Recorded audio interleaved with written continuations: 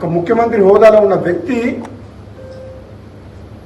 వాళ్ళని ఉద్దేశించి చులకనగా అవమానకరంగా మాట్లాడితే బాధ అనిపించి ఇది మంచి పద్ధతి కాదు అని చెప్పేసి నేను ట్వీట్ చేయడం జరిగింది. వీళ్ళకి మద్దతుగా నా మద్దతు ఎప్పుడు కొనసాగుతుంది. నేను ఏదైతే ట్వీట్ పెట్టినో వాళ్ళకు మద్దతుగా సమాజంలో ప్రజల పక్షాన పనిచేస్తున్న వాళ్లకు తెలంగాణ ఉద్యమ సమయంలో చేసిన వాళ్ళ కృషిని అభినందిస్తూ వాళ్ళకు బాసటగా నిలవాలని చెప్పి గత 2 రోజుల క్రితం ఒక ట్వీట్ చేయడం జరిగింది. డిజిటల్ మీడియా సోదరులందరినీ కూడా గౌరవించుకోవాలి తప్పితే అవమానించడము సబబు కాదు అని చెప్పేసి నా అభిప్రాయాన్ని నిస్సందేహంగా, నిర్మోహమాటంగా, నిర్భయంగా ట్వీట్ ద్వారా తెలియజేయడం జరిగింది. అందరం కలిసికట్టుగా డిజిటల్ మీడియా సోదరుల పాత్ర కూడా ఉంది దాంట్లో.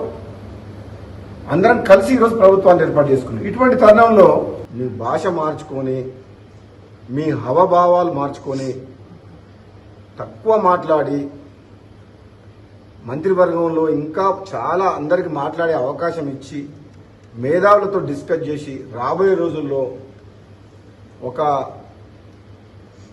ఒక మంచి ప్రశాంతమైన వాతావరణంలో, అంటే దాన్ని ఏమంటారంటే ఒక కూల్ మైండ్ తోటి, ఆవేశం అక్కర్లేదు.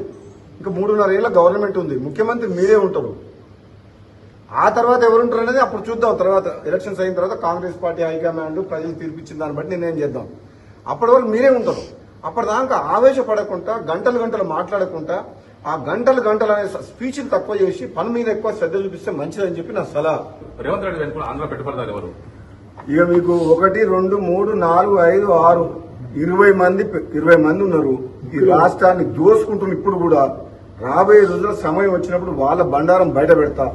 ఏది ఏమైనా తెలంగాణ రాష్ట్ర సంపద లూటీ విషయంలో కానీ, కాంట్రాక్టుల విషయంలో కానీ, భూముల విషయంలో కానీ, ఇసుక మాఫియా విషయంలో కానీ, ఏ విషయంలో సరే తెలంగాణ ప్రాంతానికి ప్రజలకు అన్యాయం చేసే పని ఎవరు చేసినా బహిరంగంగా మాట్లాడతాం.